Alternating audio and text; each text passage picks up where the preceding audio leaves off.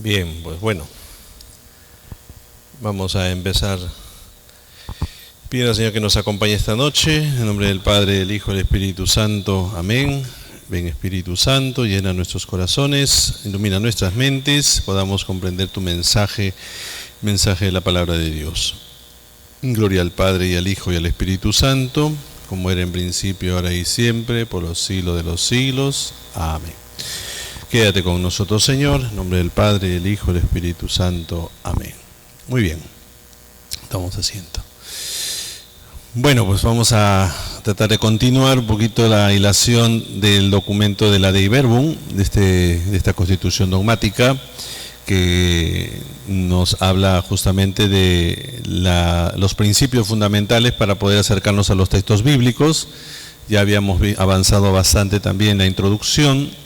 Uno de los aspectos también importantes que creo yo desarrolla el documento también es el tema de la importancia de los géneros literarios, como habíamos hablado, que no va en contra de lo que también se insiste en el documento, pero que hay que también entenderlo bien, que es el tema de la veracidad histórica de lo que se cuenta en la Biblia, ¿ya? La veracidad histórica, cuando hablamos de la veracidad histórica, es si lo que encontramos en los textos de la Biblia sucedieron, ¿no?, tal cual nos lo cuenta el texto bíblico, ¿no?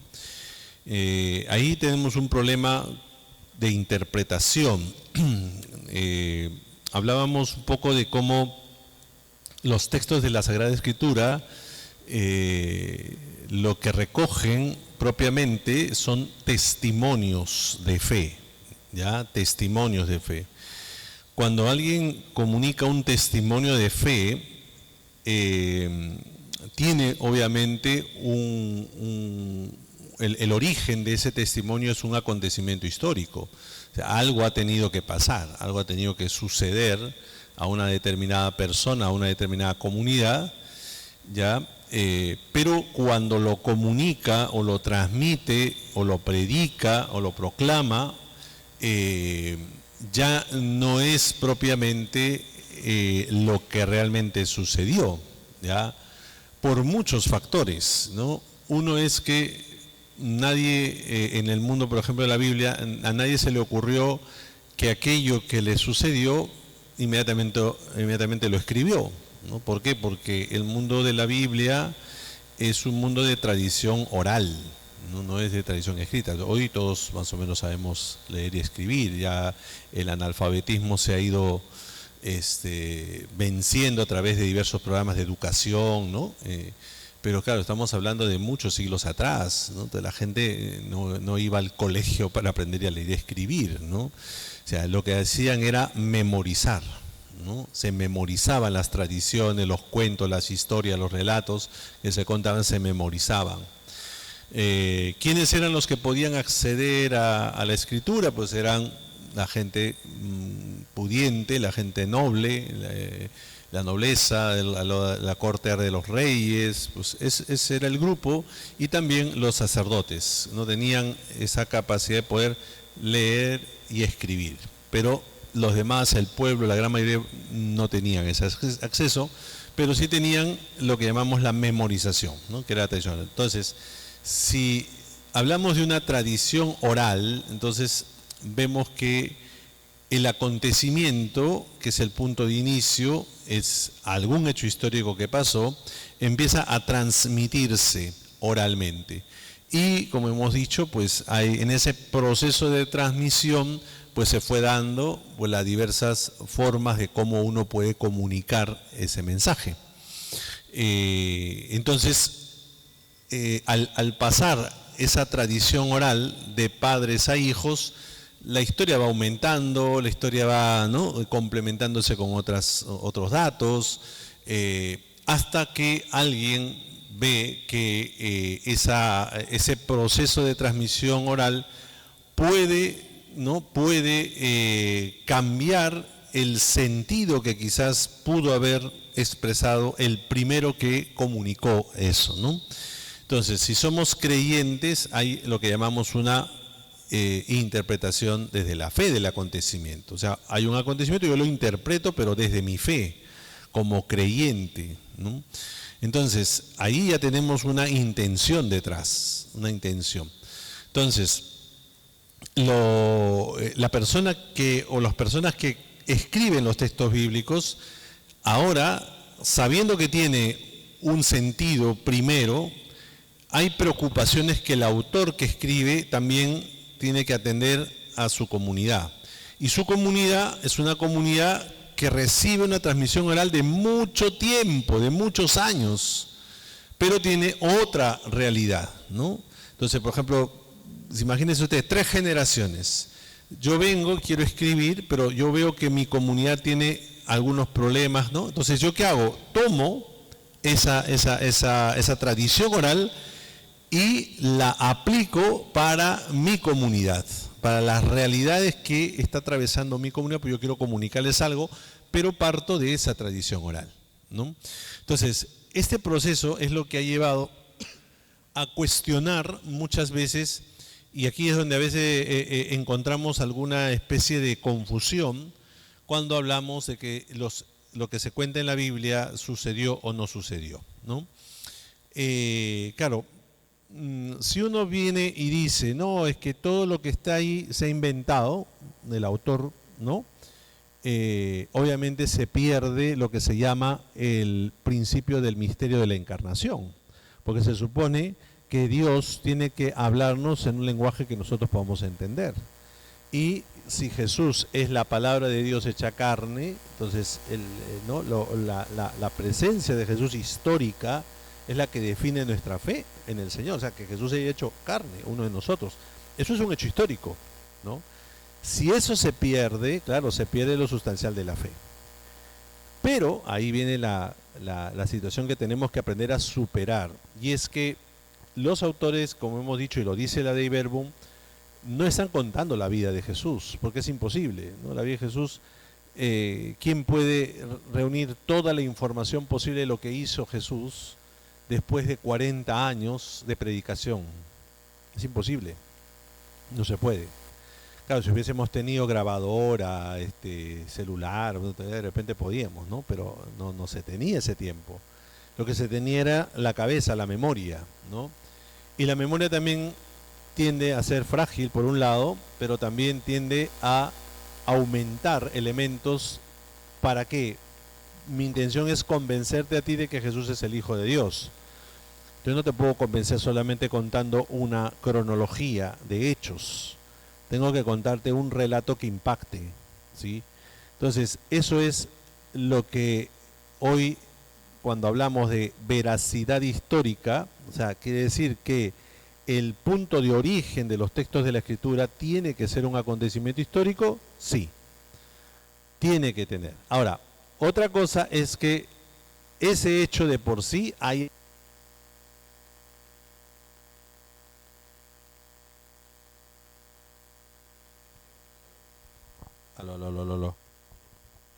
Entonces, ahí es donde tenemos que tener cuidado. Por ejemplo, el otro día veía ahí en YouTube una presentación de, por ejemplo, el libro de Job, ¿no? El libro de Job yo creo que más o menos lo conocemos, es un personaje que de la noche a la mañana lo pierde todo, ¿no? Y porque hacen una especie de apuesta en el cielo entre Dios y un fiscal, un ángel o alguien, un ser celestial que se llama Satán, ¿ya? Ese no es el Satán del diablo cristiano, es una figura, ¿no? Que aparece allí y prueban a Job a ver hasta dónde llega, ¿no? Lo pierde todo, Job no reclama nada, pero luego aparece hablando, etcétera, ¿no? Claro, sucedió, existió un Job, existió realmente. Es muy difícil asegurar que haya podido existir. Y que la historia sea lo que haya pasado, todavía mucho peor. ¿Por qué? Porque se supone que Job se está presentando como una persona que nunca ha pecado. Es el hombre justo, el que jamás se ha equivocado. Ese es su argumento para defenderse ante Dios. ¿Existe una persona que nunca se haya equivocado en la vida? Entonces, claro, aquí viene el problema. Si yo quiero defender, que es que tiene que haber sucedido porque si no se pierde el sustento teológico de la encarnación, pues estamos yéndonos a un extremo que nos puede llevar a una contradicción, ¿no? Ahora bien, en la persona de Job, de ese personaje que quizás no haya existido, pero en el personaje Job, es lo que muchos de nosotros en nuestra historia de la vida humana nos preguntamos y nos cuestionamos, ¿no? Es verdad que nunca nadie se va a sentir el más justo de los justos, pero a veces nos podemos sentir personas que intentamos hacer lo correcto y después nos pasa una desgracia. ¿Cómo es eso? Entonces, esa experiencia humana, el autor del libro de Job lo trae a colación y lo cuenta como una historia. Pero eso no significa de por sí que Job haya existido. Pero en Job están todos esos hombres que se preguntan por qué me pasa esto siendo bueno. Entonces, ahí yo me doy cuenta de que la historia, el relato, tiene un sustento histórico. ¿Por qué? Porque esa pregunta nos la hacemos todos en algún momento en la vida. Igual puede pasar, y también escuchaba en otra ponencia lo mismo, ¿no? Por ejemplo, el caso de Adán y Eva, por ejemplo, ¿no? ¿Existieron o no existieron? Es que, lo mismo. O sea, Adán y Eva son personificaciones de la humanidad, del ser humano en los orígenes. Y por eso el autor utiliza un estilo literario, un género literario, para remitir eso. Ahora bien, en Adán y Eva estamos los seres humanos históricos, los que vivimos día a día, que hemos recibido la gracia de existir, hemos recibido la creación como un regalo, somos complementariedad, varón y mujer. O sea, todo lo que cuenta la historia de Adán y Eva, pues es eso. O sea, es la realidad del ser humano de todos los tiempos, que incluso también nos atrevemos a desafiar a Dios, ¿no? Yo quiero ser Dios, ¿no? Entonces, y obviamente detrás también está la pregunta de dónde nace el pecado, porque si Dios es bueno, no, ¿de dónde viene el pecado? Viene de la equivocación del ser humano. Entonces, lo mismo. O sea, yo no puedo estar aferrándome a la cuestión de la veracidad histórica por sí misma. No. Tengo que aferrarme a la veracidad histórica dentro del proceso de cómo los textos bíblicos llegaron a ser escritos como tal. El caso de la vida de Jesús, lo mismo. O sea, la vida de ¿Jesús existió? Sí. ¿Jesús murió en una cruz? Sí. Es un hecho histórico. ¿Predicó en Galilea? Sí. O sea, es reconocido su ministerio en Galilea. Ahora, todo lo que hizo, pues eso es mucho más complicado, porque incluso los mismos autores de los evangelios, sobre todo, por ejemplo, el evangelio de Lucas y el evangelio de Juan, los dos precisan que ellos han tenido que discriminar material, ¿no? ¿Qué cosa es eso? Que ellos tenían material sobre ese Jesús de Nazaret y tuvieron que quitar algunos, aceptar otros. De eso que aceptaron, añadir cosas, quitar cosas. A ellos hicieron un trabajo literario, ¿no? De recopilación de material y de discriminación. Lo dice el prólogo del Evangelio de Lucas, ¿no? Uno empieza a leer el Evangelio de Lucas dice, yo he hecho esto, he tomado este material, esto. Y el Evangelio de Juan, cuando termina su Evangelio, dice, hemos tenido que también tomar cosas porque en los libros jamás podíamos llenar, ¿no?, todo lo que hizo Jesús. Entonces quiere decir que el autor tomó elementos que él creyó conveniente asimilar para comunicar luego su mensaje a sus comunidades, ¿no? Entonces, recapitulando, en primer lugar, no hay que tenerle miedo al tema de aceptar que los textos de la Biblia no es que recojan específicamente todos los hechos y acontecimientos históricos que podemos nosotros tratar de sacar de los textos, ni siquiera la historia de los reyes, por ejemplo, ¿no? Ustedes ven ahí el libro de los reyes, 1, 2, ¿no? Entonces, hoy, obviamente, pues tenemos los datos históricos complementarios que llamamos, ¿no? La arqueología, la historiografía, Y, por ejemplo, hay una lista de reyes que históricamente a veces no coinciden, ¿no? Entonces, claro, la primera, ¿no?, sensación que uno tiene, entonces, ¿quién está diciéndome la verdad y quién me está diciendo la mentira, ¿no? Esa es un poco nuestra reacción, ¿no? Te digo, no, la historia me dice la verdad, la Biblia me miente. La Biblia no miente. ¿Por qué? Porque la Biblia tiene un propósito, y su propósito no es histórico. Su propósito es una visión teológica de la historia. Entonces, si en la historia un rey como Jeroboam II, que fue rey de Israel, fue un rey que vivió la época más esplendorosa del reino de Israel, una prosperidad económica, un bienestar, pero aparecen los profetas Amós, Oseas, criticando, ¿no?, que abusan de los pobres. Entonces, como un rey en la historia es reconocido como un buen rey, administra de todo, pero en la Biblia resulta ser un rey malo. ¿Por qué? Claro, porque lo está juzgando teológicamente, ¿no? No lo está juzgando históricamente. Y por eso los reyes de Israel son los reyes malos, ¿no? Mientras que los reyes de Judá son los reyes buenos. Cuando también entre los reyes de Judá había cada cual, ¿no?, con sus problemones y con sus pecados y con sus cosas. Entonces, esta es la situación que a veces tenemos que tener mucho cuidado, porque a veces escuchamos, no, es que si decimos que Adán y Eva o el arca de Noé o no sé qué, entonces se nos cae la fe. No, no se nos cae. ¿Por qué se nos tiene que caer? Lo que tenemos que aprender es a que estos textos refieren a acontecimientos históricos que nos atañen a nosotros y nos atañen, porque todos tenemos a veces deseos de malos pensamientos, tenemos motivos para querer quitarle el puesto a otro, o sea, y por eso la historia de la Biblia tiene todos esos matices humanos, desde lo bueno hasta lo peor, ¿no?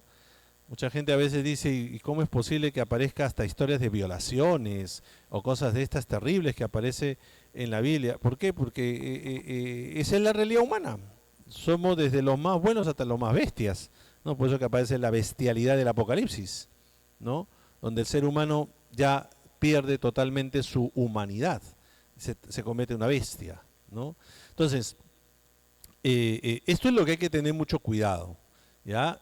Y por otra parte, el decir obviamente que tiene una base histórica es lo que yo les estaba manifestando. O sea, Dios tiene que hablar en un lenguaje que conozcamos.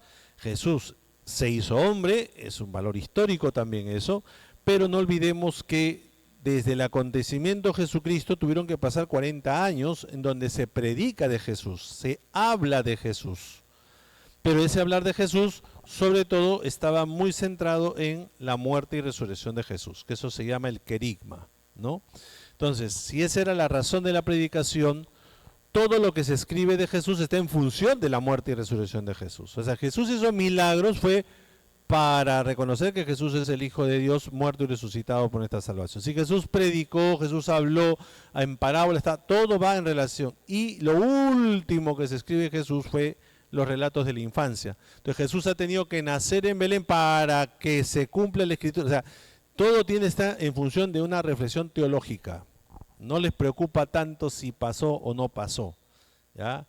Porque para ellos lo que importa es que ese Jesús que se ha encarnado es el Hijo de Dios y comunica de acuerdo a las tradiciones que él ha querido conveniente precisar, el autor. Tenemos 4 evangelios, pues 4 autores, cómo canalizar, digamos así, ese mensaje a cada comunidad, ¿ya? Y así lo mismo todos los textos de la Biblia, ¿no?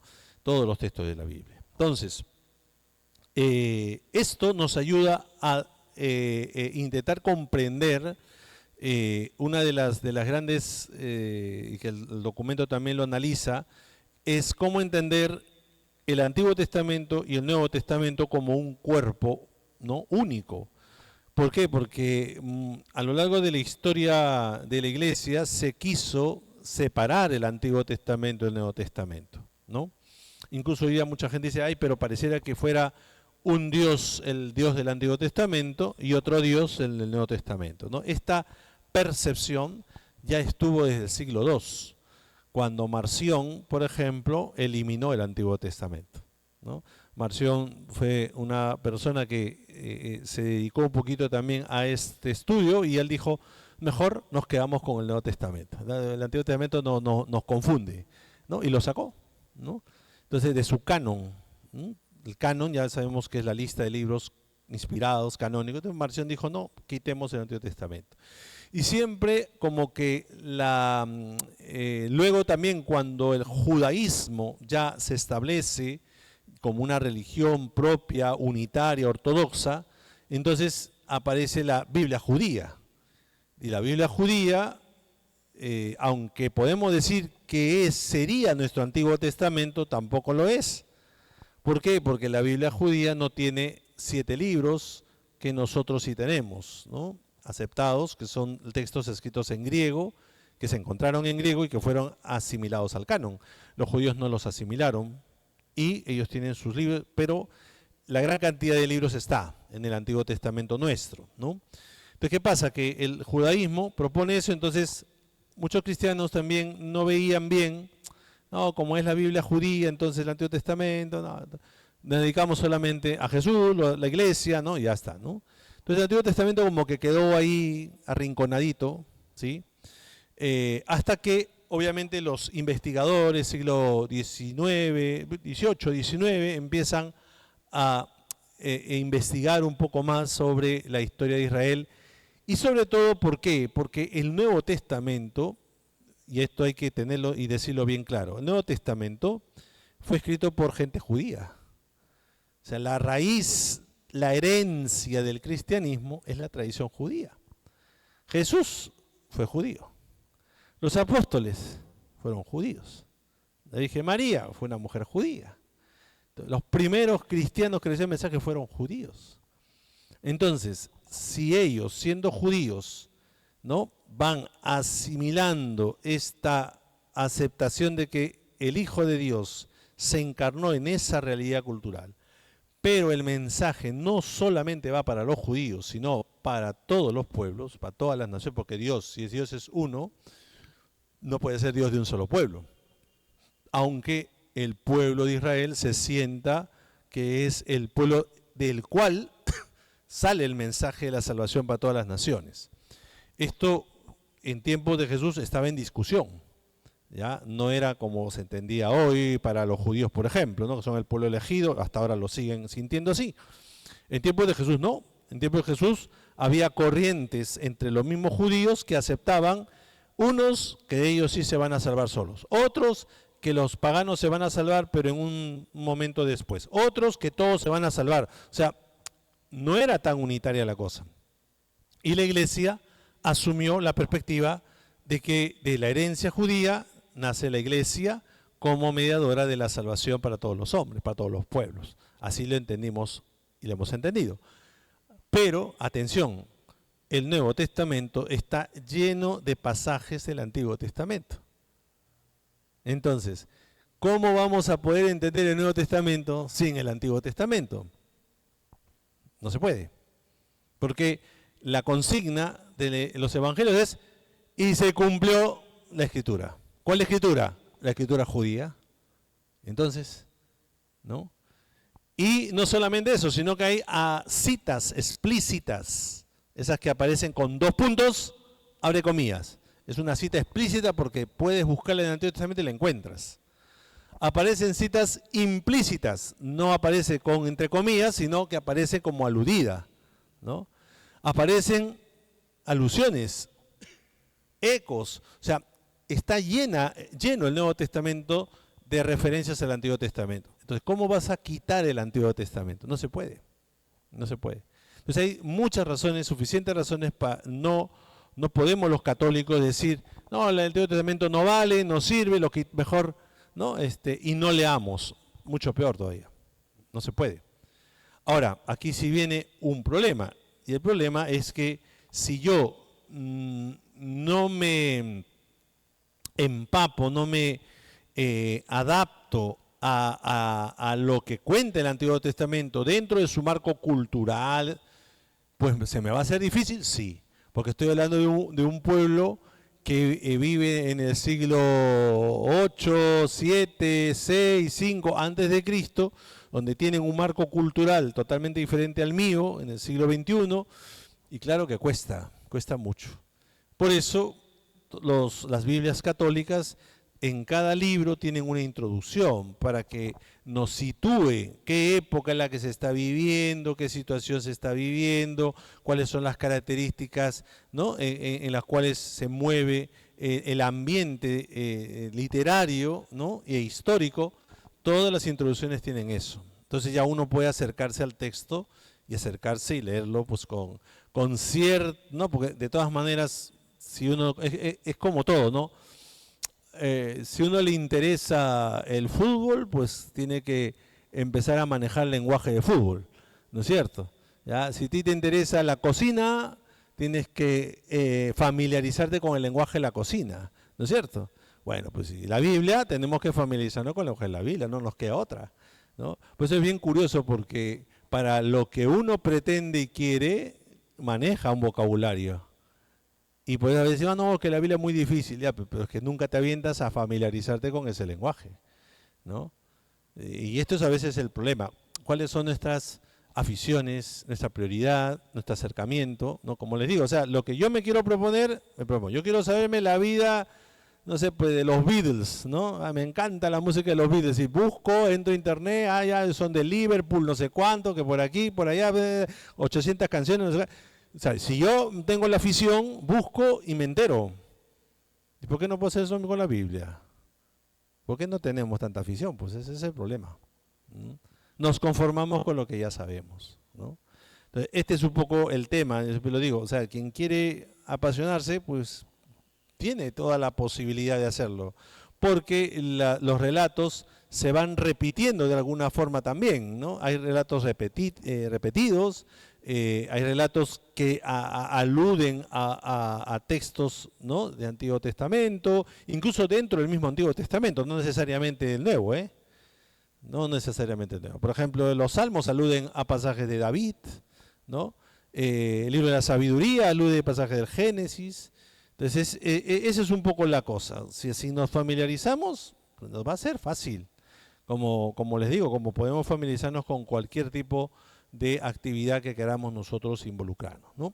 Bien, entonces, la Dei Verbum, ¿cómo nos dice o cómo nos habla sobre el Antiguo Testamento, ¿no? En primer lugar, obviamente el Antiguo Testamento para nosotros los cristianos es este material que tenemos como preparación para la venida de Jesús. Así se entiende, ¿no? El Antiguo Testamento es una preparación del Evangelio, ¿sí? Entonces, si es preparación, tiene que ser importante, ¿ya? Nos prepara porque la Sagrada Escritura, o lo que llamamos la Biblia del Antiguo Testamento, también es revelación, ¿no? Dios se ha revelado a través de la historia del pueblo de Israel, ¿no? Y se ha hecho un Dios patente, un Dios histórico, en las tradiciones que el pueblo de Israel ha ido recogiendo, ¿no? Entonces, su historia pasa a ser la identificación del paso de Dios en la historia. Y ellos lo entienden así, ¿no? Por ejemplo, cuando el pueblo de Israel habla de Dios o quiere hablar de cómo Dios lo ha elegido, siempre dice, es que el Señor me sacó de Egipto. O sea, ellos no dicen, no, Dios es el que dio todas las cosas. No. Empiezan diciendo, Dios nos sacó de Egipto, nos liberó. Entonces es un Dios histórico, ¿no? Es un Dios que se ha hecho carne en la experiencia liberadora, no en una persona, ¿no? Porque Moisés no es, pero sí a través de un acontecimiento histórico, la liberación de Egipto, ¿no? Y la Pascua, que es la celebración más importante, ellos siempre recuerdan eso, siempre. Dice, el niño pequeño se levanta y le pregunta al papá, ¿por qué estamos comiendo plantas amargas, esas, ¿no?, que comen la Pascua los judíos, ¿no? Y el abuelo o el papá explica, muy bien hijo, esto es lo que hemos comido en Egipto tantos años, esclavos, y Dios nos ha salvado, ¿no? ¿Por qué se mancha la puerta con sangre, ¿no? La fiesta de la Pascua, recuerdo del cordero sacrificado, porque pasó el ángel exterminador y no destruyó o no mató a nuestros hijos, lo cosa que sí pasó con los hijos de Egipto. Entonces ellos hablan de un hecho histórico, ¿no? De un hecho histórico. Entonces el Antiguo Testamento prepara justamente a esa expresión plena de la manifestación de Dios en Jesucristo, pero lo prepara ya en la historia de Israel. Israel interpreta su historia a la luz, obviamente, de los acontecimientos históricos, interpreta la historia como el paso de Dios que los ha salvado, ¿no?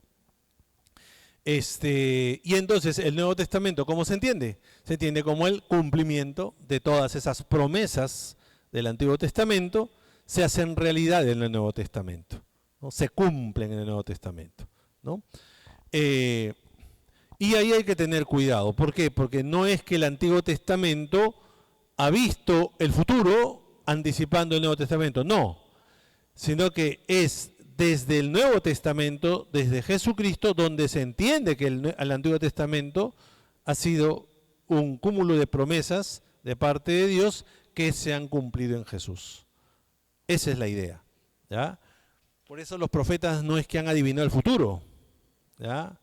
El profeta no vio a Jesús crucificado, pero los apóstoles, al ver la muerte de Jesús, releyeron el Antiguo Testamento y dijeron, ah, ya, mira, ve, ese crucificado es el que nos habló, el Mesías, etcétera, etcétera, ¿no? Entonces se lee el Antiguo Testamento en clave de cumplimiento, ¿ya? Y la historia de Israel, pues es una historia muy rica, una historia muy bonita, una historia que tiene la historia de cualquier pueblo, pero este pueblo entendió que Dios se le había manifestado, que Dios se le había revelado, ¿no? Ahora, la misión de Israel era el tema de fondo, pues ese tema de fondo recién va a salir a la luz cuando ya el pueblo de Israel está cerca de el tiempo mesiánico, el tiempo de la venida del Mesías. Antes no, ¿ya? ¿Qué acontecimiento para el pueblo judío fue importante? El siglo VI antes de Cristo, el imperio de Babilonia llegó y destruyó la ciudad. ¿Y qué hizo? Expulsó a un grupo que eran los más nobles, sacerdotes, gente importante, se los llevó a Babilonia. Y los que se quedaron fueron los campesinos, los pobres, etc. Ese acontecimiento histórico fue determinante para que el pueblo de Israel reconstruyese su historia. ¿Por qué? Porque si ese Dios es el único, ahora sí, el único, ese Dios tiene que salvarnos, ¿no? Tiene que volver a salvarnos y liberarlos. Pues unos años después aparece otro rey, Ciro, que vence a los babilonios y le dice a los judíos, pueden volver, ¿no? Entonces los judíos dijeron, allá, este rey obedece a Dios, porque Dios es único. Entonces ahora ya hemos entendido la lección. Nosotros somos un pueblo elegido por Dios, pero tampoco es que Dios se casa con nosotros 100%, porque si pecamos, nos cae nuestro castigo también. Es la manera como entienden los judíos esa historia, ¿no? Y por tanto, entonces, hacia el Antiguo Testamento empieza a escribirse propiamente. El Génesis, el Éxodo, todos los libros, todos son después del exilio. Después del exilio. Ya estaban las leyendas, estaban las tradiciones, pero la Biblia como tal, el Antiguo Testamento no estaba hasta después del siglo VI. Entonces, ¿cuál es el tiempo en que se escribe propiamente la Biblia? El siglo V, cuarto, tercero, segundo antes de Cristo. O sea, el Antiguo Testamento estoy hablando, ¿eh? El Antiguo Testamento. Entre el siglo V y el siglo I antes de Cristo, esos 5 siglos se configura lo que nosotros llamamos Antiguo Testamento. No antes, no antes, ¿ya?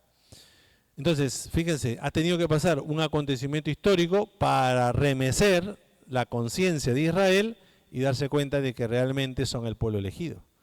Y ahí es donde construyen su propia historia, ¿no? Pero vuelvo a insistir, ¿qué historia?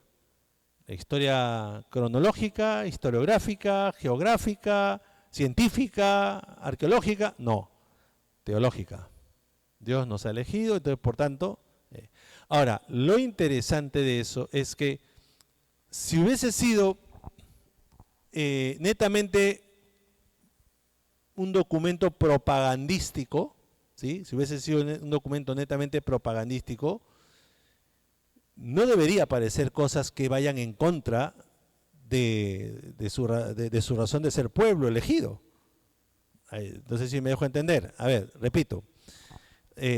Si esta es mi historia y yo quiero presentarla ante el mundo para decir que yo soy el pueblo elegido, ¿qué hago? Me presento con todo lo bueno que he hecho, porque Dios me ve a mí como el pueblo elegido. Yo no podría contar mis pecados, mis desgracias, porque eso no es propaganda, pues, ¿no? Nadie hace propaganda de sus desgracias. Entonces propaganda de las cosas buenas que te pasa. Y entonces así puedes decirle al otro, convéncete, ¿no? Pero la Biblia no. ¿Por qué? Porque tenemos, como les decía la vez pasada, ninguno de los personajes es 100% bueno o puro, ¿no? Tenemos un David que aparece en muchos momentos como, ¿no?, un santo, pero después aparece como un desgraciado también, ¿no? Queriendo casarse con una mujer que estaba casada, ¿no? Y hace todo para poder sacar de en medio al esposo y matarlo para poder casarse. Eso es maldad. Pero claro, después aparece el pobre humillado, ¿no?, y Dios lo perdona. O sea, estos personajes rarísimos, ¿no?, que pueden ser tan buenos, pues, mismos a veces esquizofrénicos, ¿no? O sea, porque bueno, ¿no? O estos otros personajes que aparecen que también, ¿no? Por ejemplo, Gedeón, un juez de Israel, liberó a Israel, pero después metió la idolatría en el reino de Israel. O sea, cosas estas ambiguas, ¿no? Entonces, ¿por qué? Pues somos así. Entonces, la Biblia no esconde eso, no esconde. La historia de Israel, cuando uno lee la Biblia, por eso a veces uno se identifica con esa historia porque es mi historia, pues mi historia de pecados, de aciertos, de lágrimas, de alegrías, de perdón, de misericordia. Pues eso es lo curioso de la Biblia. Por eso que el pueblo de Israel no esconde nada, lo presenta tal cual, somos este pueblo, ¿no? Algo que, por ejemplo, también incluso Pablo también lo va a decir. Por ejemplo, San Pablo, cuando tiene el problema de que algunos judíos le cuestionan a él de que él no es apóstol, ¿no? En la segunda carta a los Corintios, sobre todo, Pablo les dice, ustedes presumen, le dice a estos judíos cristianos, ustedes presumen de que tienen éxito en su misión, que vienen con cartas de recomendación de la asamblea, ¿no?, de los cristianos, ¿no? Muy bien, yo también voy a presumir, ¿no? Y Pablo empieza a decir, ¿no?, ¿de qué voy a presumir? De que no sé hablar, de que me han golpeado, de que me han naufragado. O sea, todo lo negativo que le ha pasado a Pablo lo pone como para presumir de que soy el mejor apóstol, ¿no? Es ilógico, ¿no? Porque nadie presume de sus debilidades. Por eso esa frase que a veces no se entiende, ¿no? Pablo dice, ¿no?, entonces ahora soy fuerte, ¿no? Dice, yo soy débil, pero ahora soy fuerte. Eso no se entiende si no interpretamos así. Pablo está queriendo hacerles ver a esos judeocristianos que se presentan como, ¿no?, los importantes y desacreditan a Pablo. Pablo dice, ya, estamos en competencia, ya, muy bien, yo voy a competir con ustedes. Ustedes compiten porque se creen, yo, todo lo débil, enfermedad, no sabe hablar, no tiene, o sea, no es apóstol. Y resulta que esa debilidad le hace ser el mejor apóstol, ¿no? De Pablo juega un poco con eso. Lo mismo, en la historia de Israel uno diría, el pueblo elegido, wow, este pueblo nunca se ha equivocado. ¿Cuántas veces se ha equivocado el pueblo de Israel?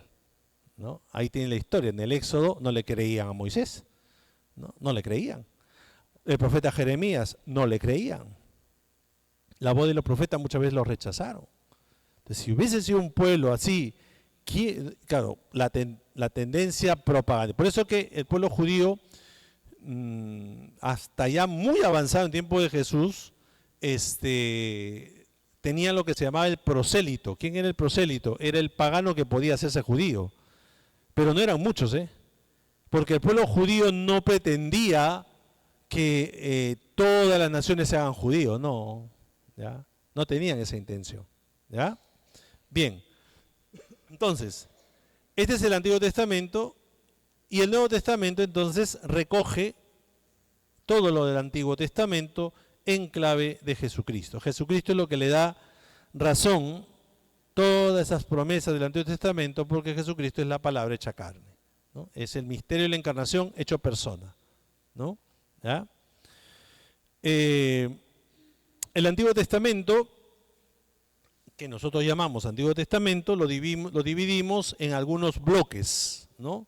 Suelen dividirse en bloques. El primer bloque es lo que se llama la Torá o el Pentateuco, ¿no? Que son los 5 primeros libros de la Biblia, ¿sí? Se supone que esos 5 primeros libros son los que se pasaron a ser como una especie de constitución política del pueblo judío, porque esa es la razón de ser del pueblo judío, su historia y sus leyes, ¿no? Ahí está, cuando hablo de historia hablo de los orígenes, de cómo, ¿no? cómo surge Israel, ¿no? Y tenemos pues al Génesis, el libro del Génesis, que es sobre todo la historia de los orígenes mítica, los primeros 11 capítulos, ¿ya? Y a partir del capítulo 12 al capítulo 50 es la historia de los patriarcas, ¿no? Los padres, los patriarcas padres, ¿no? Abraham, Isaac, Jacob y los hijos de Jacob, ¿no? La historia esta de José, que es la que a veces ustedes han escuchado y conocen, alguna vez han leído, ¿no? La historia de José, parece que no es parte de la historia de los patriarcas, ¿ya?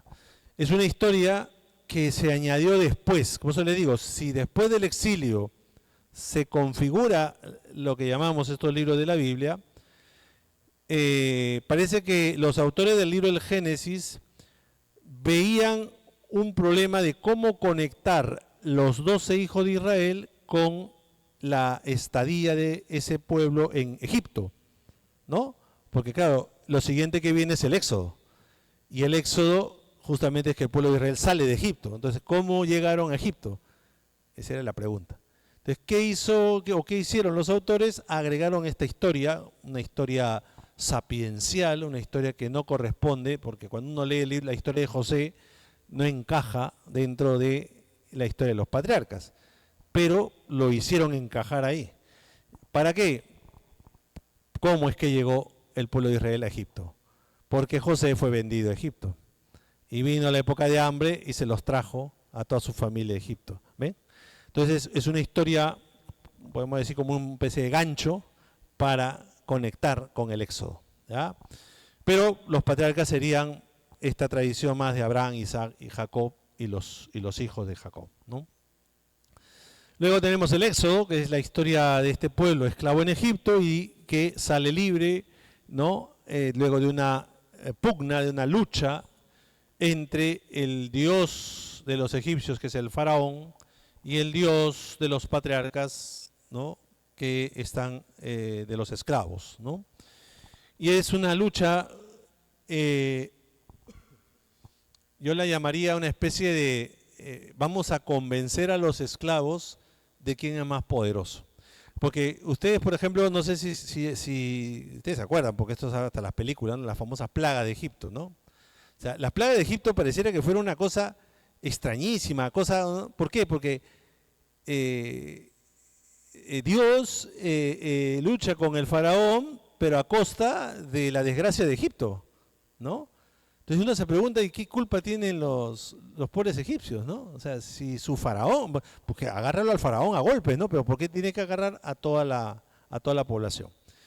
Claro, eso es lo que yo juzgo con mi mentalidad occidental de hoy. Yo no puedo hacer eso, pues, porque el autor no está preguntándose lo que me estoy preguntando yo ahora. Entonces el autor lo único que está haciendo es poner al pueblo de Israel, así a los esclavos de Egipto, Israel, mira, acá suben al ring, ¿no? 2 boxeadores, ¿no? Entonces, el que gane, ese va a ser tu Dios, ¿no? Entonces, claro, por eso hay una lucha, pues, ¿no? ¿Por qué? Porque Dios le dice, mira, el Nilo se va a volver sangre, ¿no? Y el faraón, anda, entonces es magia. Acá tengo mis magos, ¿no? Hago lo mismo, ¿no? Pero luego, no, se pudre, vienen ranas, ¿no? ya en la cuarta plaga, el faraón ya está diciendo, no, sí, yo me arrepiento, que no sé cuánto, quita la plaga, por favor. La quita y después el faraón dice, ándate, no quiero saber nada. Es como que el faraón también lucha por su poder para hacer sentir que podemos incluso hasta engañarle a este Dios que trae Moisés y tenemos paz, ¿qué paz? Nada, desgracia otra vez. Entonces, es una tensión las plagas, ¿no? Porque no sabe hasta dónde va a aguantar el pueblo, ¿no? O sea, el pueblo es el que paga los platos rotos de todo esto, ¿no? Entonces, es una historia en donde se gesta esa lucha de, a ver, ¿quién es más poderoso? Al final, el más poderoso es Dios, por supuesto, ¿no? Tanto es así que es capaz de abrir el mar, ¿no? El único que puede hacer eso es Dios. El ser humano no puede controlar el mar, ¿no? Tú como ser humano, párate de ahí en el Océano Pacífico y sopla a ver si se va a abrir. ¿No? Tú, ser humano, no puedes hacer eso. Dios sí puede hacerlo, porque es su creador. ¿Te ven? Entonces, Dios sí puede abrir el mar para que pase su pueblo, y estos desafían no viene. Entonces, claro, el autor va contando las cosas de tal forma de que, y ahí es donde tenemos que ver las cosas. El primer destinatario no soy yo, el primer destinatario es el pueblo de Israel. Entonces, es el pueblo de Israel que tiene que convencerse de que Dios los ha liberado de Egipto. Encima, pasan el mar, ¿y a dónde van? En vez de ir camino recto, se van por el desierto. Digo, ¿pero a quién se le ocurre? O sea, ¿a quién se le ocurre? Si tú ya estás libre, vas a la tierra y resulta que no, te vas al desierto. ¿Qué hay en el desierto? No hay nada.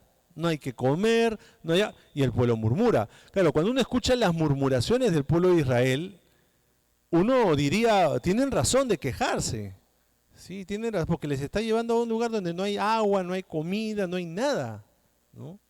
Ahora, ¿dónde está el pecado de Israel? El pecado de Israel es que ahora son libres, pero estos dicen, ay, qué bien se comía allá, ¿no? Qué bien se estaba allá, qué bien se estaba allá, si ya estaban esclavos. Tenían que comer, sí, pero comían como esclavos. Pero ellos dicen, no, estábamos bien allá. O sea, la queja también es una queja sin sustento, pues, ¿no? O sea, quéjate porque no tienes que comer, ya. Pero no digas que estuviste bien allá, porque eso es mentira, ¿no? Pero eso hace que Dios sea el Dios providente, ¿no? Pues el camino del desierto es un camino de probar, a ver si realmente eres fiel y confías. Y siempre es que no has visto lo que he hecho yo, dice Dios, ¿no? No abrí el mar, no saliste libre de Egipto y aún sigues dudando. No, es que no veo, pues no. ¿Ya? Entonces ese camino del éxodo por eso es interesantísimo, una historia muy, muy, muy interesante, ¿no? Y luego vienen estos libros que suelen llamarse los libros legales, el libro Levítico, ¿no? En el mismo Éxodo tenemos el Código de la Alianza, ¿no? Luego viene el libro de Números, que habla mucho sobre la historia de por qué Israel y Moisés no pudieron entrar a la tierra, porque al final, claro, uno se pone a pensar, ¿no? Tanto se han quejado estos, ¿y se merecerían la tierra prometida? O sea, la pregunta era esa, ¿no? Con tanta queja, con tanta rabia, con tanta cosa, ¿estos se merecerían entrar en la tierra prometida? El autor del libro de los Números, él está justamente a favor de que no deben entrar, pero la idea es cómo justificarlo. Y entonces hay historias allí que se repiten, pero se cuentan para decir, esa generación no va a entrar a la tierra prometida. Y ni siquiera Moisés, porque Moisés tampoco entró a la tierra prometida. ¿Y por qué? Porque Moisés también dudó. Entonces las historias ahora son las dudas de Moisés, las dudas de Israel, ¿no? Debido a los Números empieza a responder a esa pregunta, ¿no? Y el libro del Deuteronomio, pues es también otro código, Deuteronomio, pero claro, ya Moisés está viejito y entonces el pueblo ya va a entrar a la tierra prometida. Entonces, ¿qué hace el autor? Lo pone a Moisés como el abuelito que les va a decir todo lo que les va a pasar en la tierra. Este género se llama testamento, ¿sí? En la Biblia, testamento. Claro, nosotros asociamos testamento al tema de los bienes, ¿no?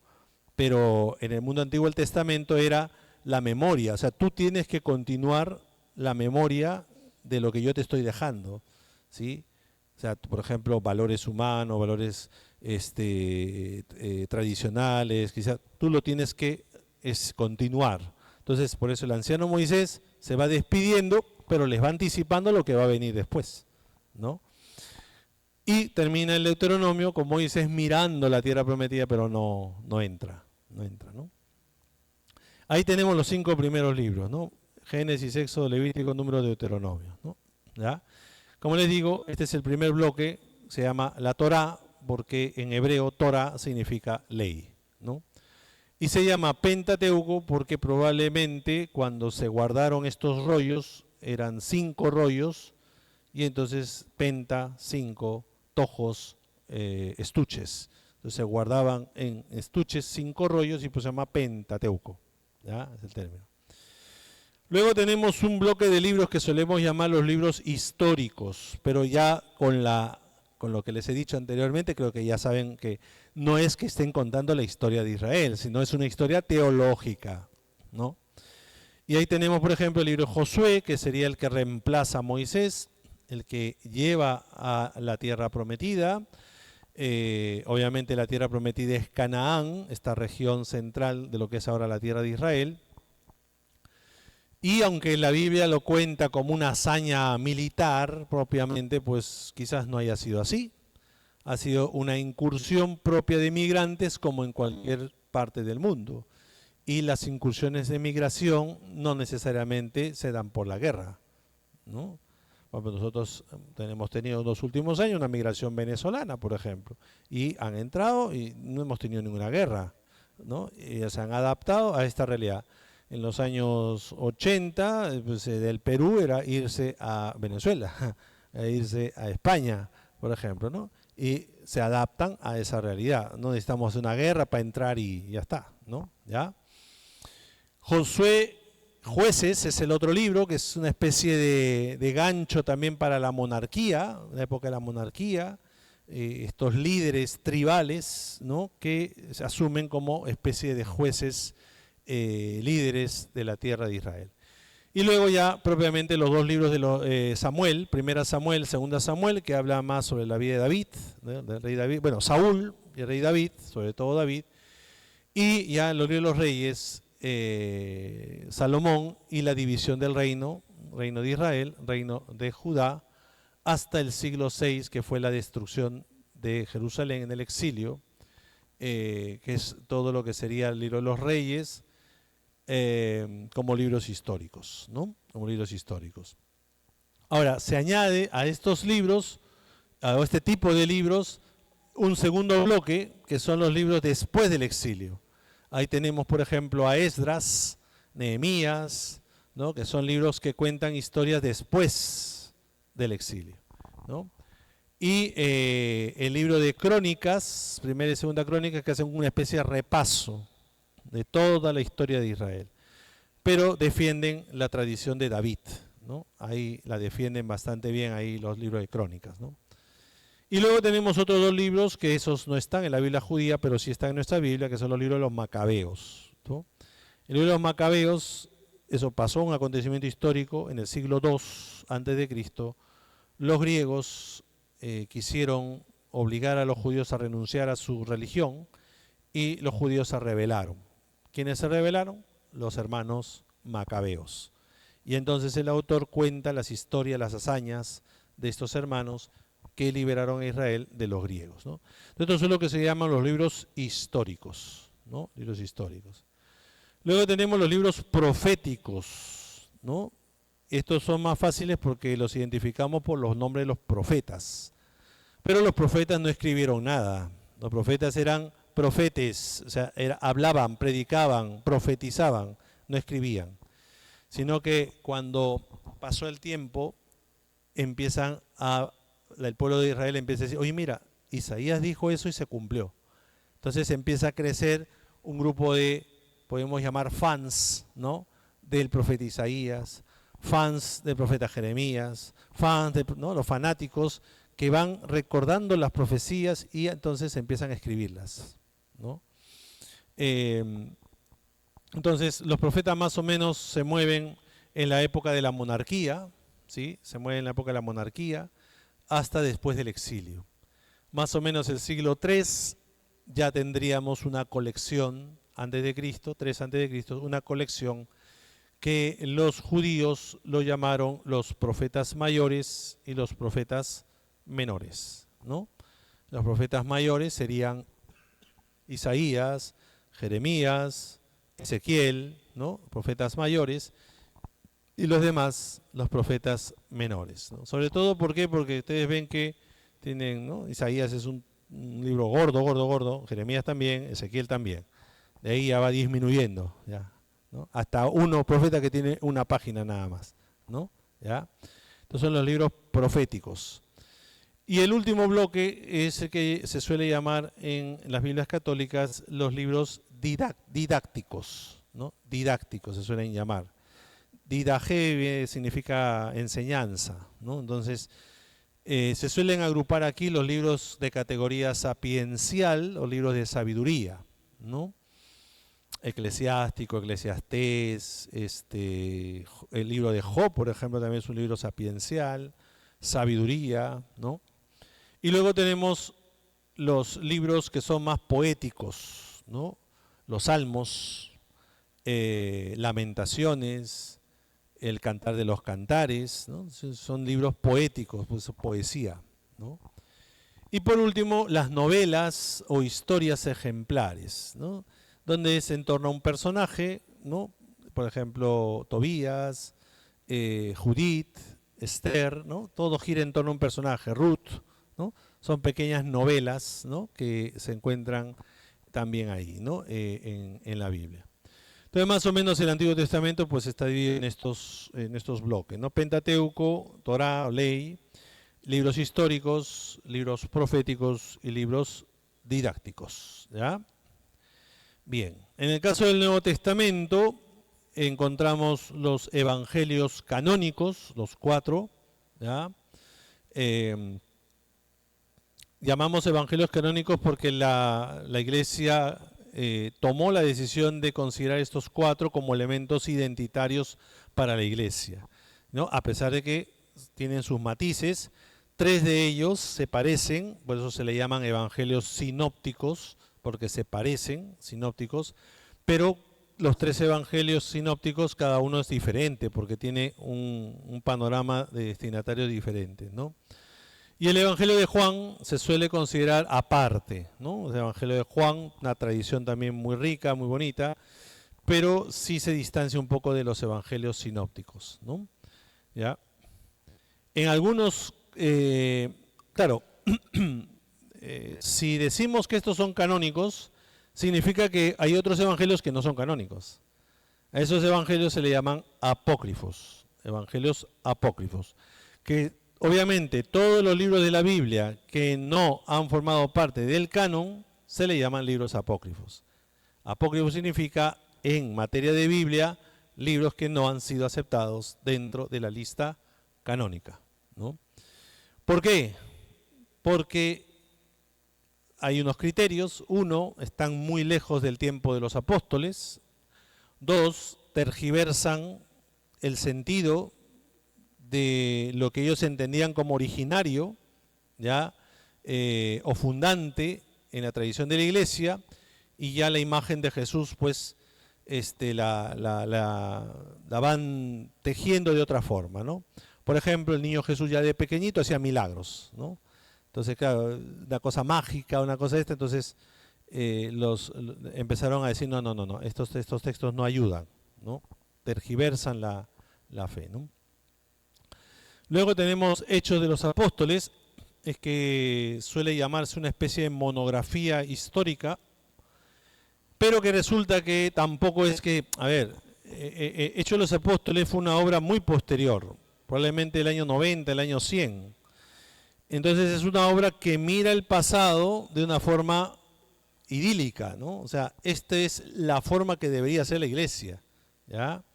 Pero no está contando tal cual las cosas sucedieron, porque la pretensión, por ejemplo, en el caso de Hechos de los Apóstoles, sí es propagandista. O sea, el autor quería contar las cosas como propaganda. ¿Para qué? Para que todo o pagano pueda formar parte de la iglesia.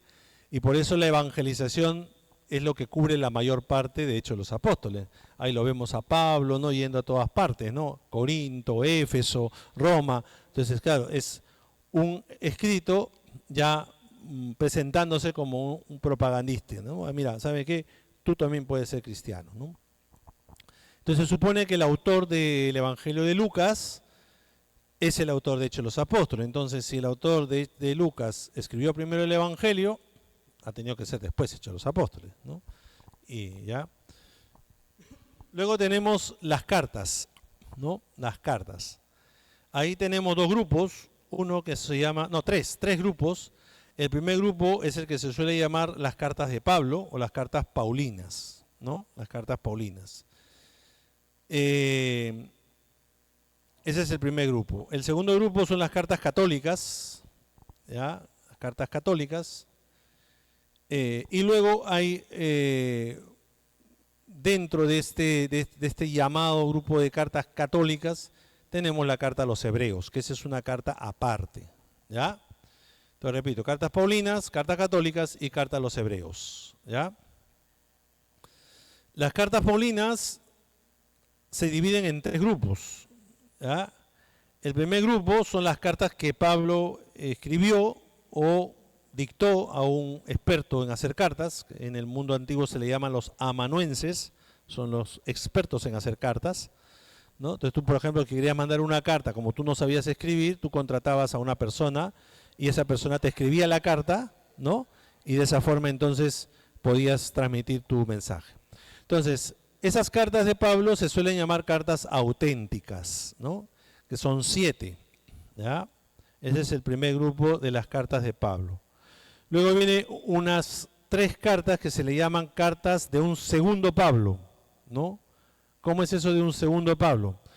Se supone que Pablo ya murió, pero sus discípulos quieren mantener viva su memoria y viendo problemas de sus comunidades, escriben las cartas en nombre de Pablo. Entonces estas cartas no son de Pablo, sino de una escuela paulina, unos discípulos de Pablo, pero que intentan mantener la memoria de Pablo hablando a sus comunidades, ¿no? ¿Ya? Y luego tenemos un tercer grupo que se llaman cartas de un tercer Pablo, ¿no? Mucho tiempo después, ya cuando la iglesia se estaba organizando mejor, también estos discípulos de Pablo traen a Pablo ahora y lo presentan como el modelo de maestro, de apóstol, de mártir, y entonces escriben estas 3 cartas que son las cartas que se suelen llamar pastorales, ¿no? Primera Timoteo, Segunda Timoteo y carta de Tito. Estas 3 cartas están al final, ¿ya? Hoy así se estudia las cartas de San Pablo, ¿ya? Antes todo el mundo decía, no, todos eran cartas de Pablo, pero ya con los estudios se han dado cuenta de que no es así. El vocabulario es muy diferente, ¿no? De las cartas del segundo y tercer Pablo, ¿no? Luego tenemos las cartas católicas, se le llama católicas porque no tienen destinatario específico, ¿no? Por ejemplo, Pablo dice que escribía a los romanos, a los tesalonicenses. Estas cartas católicas no dicen a quién, dicen de quién. Carta de Santiago, carta de Pedro, ¿no? Carta de Judas, diferente a las cartas de Pablo. Entonces estas cartas son cartas que no sabemos la gran mayoría quiénes son sus autores.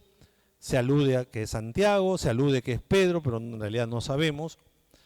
Y son cartas que nos ayudan a entender cómo las comunidades cristianas se empezaron a organizar, ¿no? Ya muy pronto de la muerte de los apóstoles. O sea, los apóstoles se mueren y entonces tienen que asumir nuevos liderazgos. ¿Cómo se organizaban las comunidades eclesiales?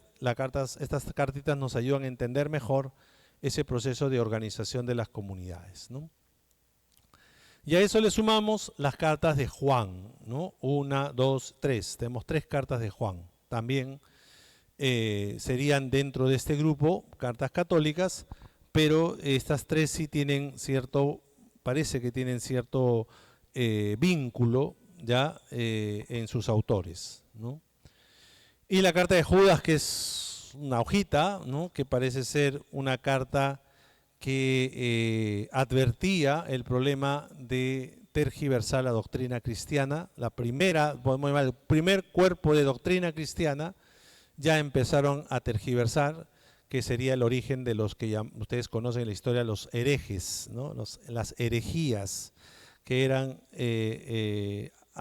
tomar un aspecto de la doctrina y querer eso absolutizarlo, ¿no? Entonces hay que corregir eso. Entonces la carta de Judas advierte algunos problemitas ahí, ¿no? Lo que no sabemos es a dónde estaba dirigida, ese es el problema, ¿no? No sabemos.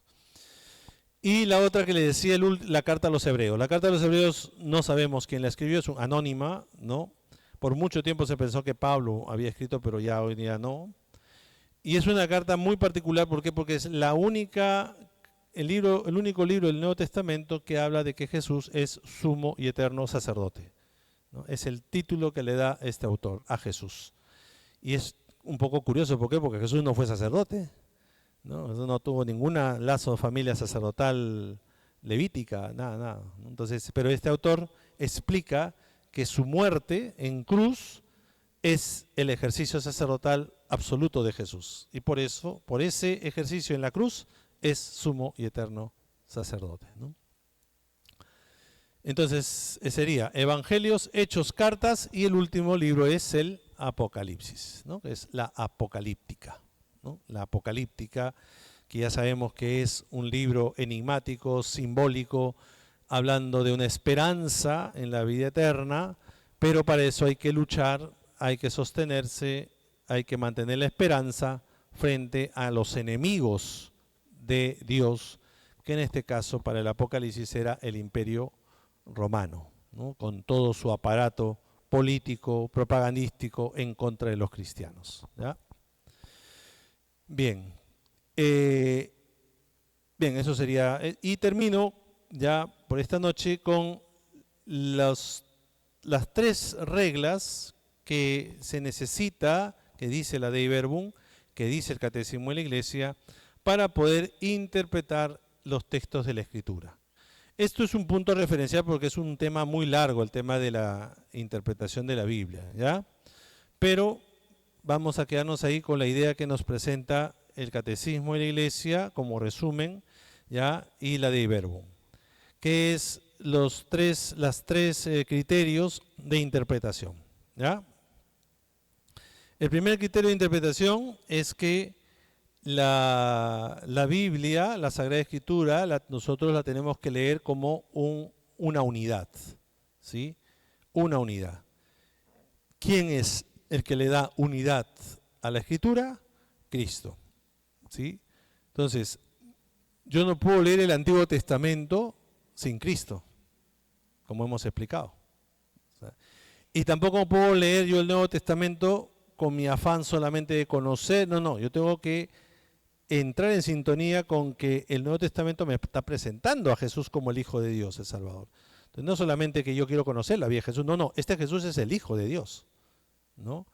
Y en el caso del Antiguo Testamento, preparación para la venida de Jesús. Entonces, Antiguo y Nuevo Testamento se puede leer como un solo bloque, y el que le da la unidad es Jesucristo. Atención, pero esto no significa que yo no pueda leer el Antiguo Testamento con las características propias de la visión de un judío, porque yo necesito meterme en el mundo judío para entender el Antiguo Testamento. Y tiene también un propio mensaje cada libro del Antiguo Testamento, ¿no? Entonces, esto es importantísimo porque si yo digo que Cristo le da unidad y entiendo que el Antiguo Testamento tengo que leerlo desde Cristo, primero tengo que empaparme de cada libro del Antiguo Testamento para entenderlo en sí mismo, para luego recién entender por qué se convierte en promesa para la venida de Jesús. Entonces, cada libro de la Biblia tiene un mensaje propio también, ¿no? Cada historia tiene un mensaje propio. Pero cuando ya lo vemos en conjunto, yo soy cristiano, yo no soy judío, ¿no? Entonces yo tengo que entender que esto que anuncia el Antiguo Testamento se cumple en el Nuevo Testamento. Ejemplo, la Pascua. La Pascua es una fiesta judía, es el recuerdo de la salida de Egipto, pero desde Jesús ha instaurado la nueva Pascua. Él es el Cordero de Dios que quita el pecado del mundo, porque había un cordero antes, el cordero que sacrificó manchar la puerta, ¿no?, para poder liberar del ángel exterminador. ¿Te dan cuenta? Entonces, yo estoy reinterpretando un acontecimiento, ¿no?, teológico, que lo vivió el pueblo de Israel y tiene su sentido para el pueblo de Israel. Pero para mí tiene un nuevo sentido, ¿no? Tiene un nuevo sentido. Eso es uno. La unidad de la Sagrada Escritura lo da Jesucristo. Segundo, leer con la tradición viva de la Iglesia. Leer con la tradición viva de la Iglesia. ¿Qué quiere decir eso? Que yo no solamente encuentro que la Biblia es palabra de Dios en la Sagrada Escritura, también tengo que encontrar la palabra de Dios en la tradición de la Iglesia. Entonces, no todo está aquí, no todo está aquí como palabra de Dios. También necesito la tradición de la Iglesia. Porque el depósito de la fe es Escritura y tradición. No es solamente Escritura. Por eso yo le decía la vez pasada, cuidado con, dice, no, en la Biblia está todo. No está todo. Necesita la tradición. Necesitamos la tradición. Entonces yo tengo que leer la Biblia con la tradición viva de la Iglesia, ¿no? Porque hay elementos que voy a necesitar de la tradición viva de la Iglesia. Por ejemplo, los padres de la Iglesia nos ayudan a interpretar mejor muchos de los textos bíblicos, ¿no? La liturgia, las enseñanzas de los teólogos, o sea, todo eso también es parte, ¿no?, de la enseñanza de la Iglesia, no solamente la Biblia, ¿ya? Y lo tercero, por último, se llama la analogía de la fe. Analogía de la fe. ¿Qué significa la analogía de la fe? Que no puede haber contradicción entre lo que creemos y lo que dice el texto bíblico. O sea, no puedes caer en contradicción, ¿no? Por eso es importante el estudio de la Sagrada Escritura, ¿no?, para justamente evitar eso, ¿no? Si yo creo en la vida eterna, entonces significa que en la reflexión de la Sagrada Escritura está presente la vida eterna, porque eso es una verdad de fe, ¿no? Claro, uno puede decir, pero siempre se creyó en la vida eterna. No, pero se ve claramente que hay un progreso hacia esa aceptación cuando Jesús ya empieza a hablar de la vida eterna y todo. Los judíos empiezan también a creer en la vida eterna. Los fariseos creen en la vida eterna, pero los saduceos no, ¿no? Entonces hay verdades de fe que se van logrando y concretizando y no pueden ir, obviamente, en oposición o contradicción con los datos de la Escritura. Pero, claro, es evidente que uno no va a encontrar definido aquí en la Sagrada Escritura, por ejemplo, lo que aprendemos en el Catecismo sobre la Santísima Trinidad, ¿no? La Santísima Trinidad, ¿se acuerdan que hemos estudiado? ¿No? Dios es un solo Dios y tres personas distintas. Eso en ninguna parte de la Biblia lo vas a encontrar así escrito. En el Catecismo sí, pero aquí no. Pero eso no significa que aquí no aparezca el Dios Padre, Jesucristo el Hijo y el Espíritu Santo. Ahí están ahí en la Escritura, pero no está definido. ¿Por qué? La definición vino después. Porque el Espíritu Santo sigue acompañando a la Iglesia para poder entender mejor el mensaje de la Sagrada Escritura, ¿sí? Bien, entonces, resumiendo, 3 principios, 3 criterios de interpretación. Leer la unidad de la Escritura, que lo da Cristo, la unidad de la Escritura lo da Cristo. 2, leer con la tradición viva de la Iglesia, ¿ya? Y tercero, la analogía de la fe, ¿no? No puede haber contradicción en lo que creemos con el dato bíblico, ¿no? Por eso que la teología dogmática, la teología moral, tienen como fuente la Escritura y la tradición. Claro, no es solamente la Escritura, la tradición también. De todas las verdades de fe que nosotros profesamos y que está justamente explicada en el Catecismo, pues ustedes ven que siempre hay citas bíblicas, referencias en el Catecismo, referencia a 1 de Juan, no sé qué, no sé cuánto, ¿no?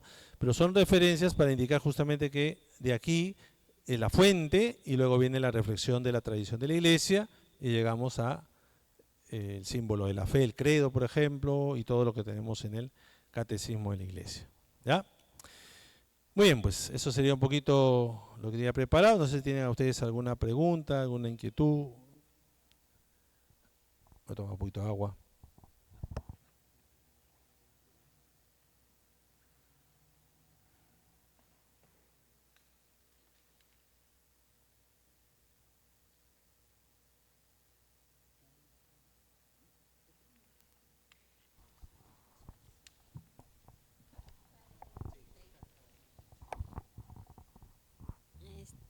Disculpe, el paso del Mar Rojo podría ser considerada como veracidad histórica. Claro, es lo que les decía, o sea, hubo una situación de seguro que ellos interpretaron en relación a la naturaleza que Dios les ha salvado, o sea, les salvó. Ahora, ¿cómo ha podido ser eso? Es muy difícil saberlo. El relato lo que hace es justamente expresar que eso fue sorprendente, que eso fue, eso les marcó, ¿no? No sé, ustedes, nosotros siempre hemos escuchado, algunas personas sacerdotes a veces escuchamos mucho eso, cuando viene y dice, padre, mira, yo tenía una enfermedad, tenía eso, y de pronto los médicos me habían desahuciado y ahora estoy bien, ¿Quién les puede explicar eso? A ver, explícalo. Es difícil. Ahora, tú puedes interpretarlo y puedes decir, ¿no? Y puedes, claro, a veces uno puede hasta, por eso le decía, ¿no? Pecar de hablar de más, ¿no? Pero es que tú estás hablando algo que tú sentiste y experimentaste como un acontecimiento salvador. Y tú lo cuentas a tu manera, extraordinariamente. ¿Cuántos nos hemos encontrado con personas así? No está tratando de mentirnos, pero está tratando de decirnos que sintió algo especial y eso especial fue algo tan grande que tiene que impactar, pues, ¿no? Entonces, yo en principio siempre digo, ¿no? O sea, ya meternos en detalles, eso, pero, o sea, yo digo, mira, si tú has sentido que el Señor te ha tocado en tu vida, pues entonces tiene un sentido que tú lo vivas a plenitud, ¿no? Si nos metemos a ver cómo fue, no, nada. Hasta tú lo puedes contar como quieras, pero la pregunta es, ¿y eso te hace a ti mejor persona? ¿Estás aprovechando tu vida, ¿no? O sea, como a veces viene gente, ay, padre, me apareció la Virgen, o no sé qué, o no sé cuánto, le digo, qué bonito. ¿Y te está ayudando a ser mejor cristiana o no? Porque no es suficiente con que se te apareció la Virgen. O sea, eso, ¿no? Como hay gente que dice, ay, padre, estaba arreglando mi casa y vi ahí el agua, el no sé qué, y veo la imagen de San José, no sé qué cosa, ¿no? La gente a veces, ¿no? Ya le digo, pero ¿tú sientes que eso te está ayudando a tu vida cristiana, te hace mejor persona? ¿No? No, solamente le cuento. O sea, no tiene sentido. Entonces, quien siente el impacto de un acontecimiento, cuenta las cosas como testimonio, para que tú sientas que realmente te está ayudando a ser mejor y puedes ayudar a otro bien. Parece que eso por ahí va. Entonces, ¿cómo lo cuentas? Si es extraordinario. O sea, el paso del mar es extraordinario. A veces uno diría, es que pasó realmente eso, pero la pregunta no tendría que ir por ahí, ¿no? Sino que para el pueblo de Israel fue un acontecimiento salvador. Ellos lo sintieron así. Entonces, y no es una persona, ¿no? Es un pueblo el que está contando eso. Yo creo que ahí es otra cosa, ¿no? Una cosa es que sea de uno, dos, tres gatos que dicen, sí, se me abrió el mar. No, pero sintieron, allá, entonces vieron, algún acontecimiento ha tenido que ver de que se salvaron. Mi profesor de Biblia decía, de repente en ese momento llegaron y estaba un poco seco la cosa, ¿no? Entonces pasaron ya y ya no le siguió más, ¿no? Pero ellos, para contar la historia, no la van a contar así, pues, ¿no? O sea, tienen que contarla de una forma que, oye, ¿no? Oye, aquí está el poder de Dios. Y no hay mejor forma en el mundo antiguo que retratar que Dios domina el mar. Porque el mar es signo de pecado, de mal, no de pecado, de mal en el mundo antiguo. Nadie puede controlar el mar. Entonces, si Dios lo puede hacer, ¿no? Ese es el sentido un poco que iría, ¿no? Uh-huh. Sí, yo sé que esto de la veracidad histórica siempre hay que tener cuidado, ¿no?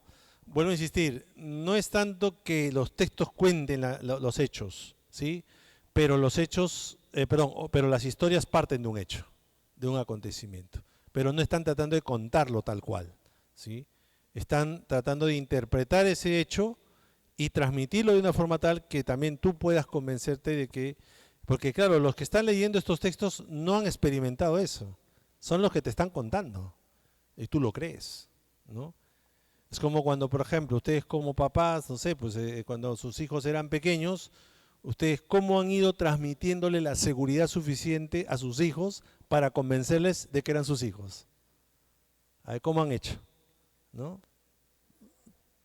Ustedes han tenido que demostrarle a sus hijos amor y todo eso para convencerlos de que son sus hijos. Y entonces se convierte en testimonio, ¿no? Se convierte en un testimonio, ¿sí? Muy bien, listo, pues lo dejamos ahí. Vamos así, a ver.